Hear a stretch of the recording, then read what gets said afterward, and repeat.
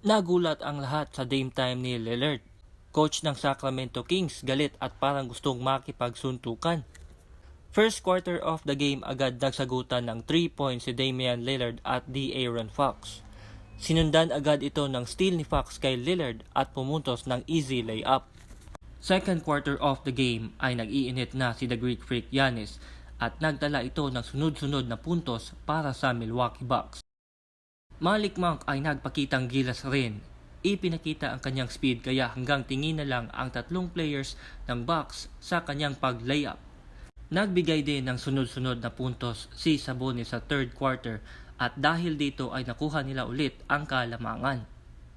Fourth quarter na ay biglang nagalit ang coach ng Sacramento Kings na si Mike Brown sa referee na si Wang Inte dahil umano'y di pagtawag ng foul nito kay Cameron Payne nung magkakontak at maipit ang kamay ni Fox.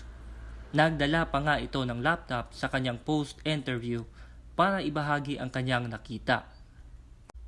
Si Wang Inte ay isang South Korean at siya ang kauna-unahang Asian staff referee sa NBA.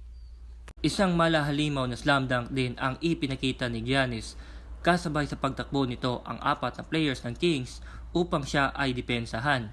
Napakabilis na layup ni Fox ang siyang dahilan upang maabanti ang laro sa overtime.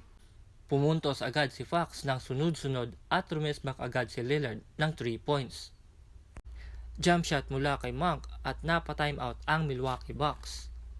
Pagbalik sa game, isang mabigat na 3 points ang binitawan ni Lopez at panggulat na 3 points buzzer beater ni Damian Lillard ang nagpanalo sa Bucks na may 143 points versus Kings na 142 points.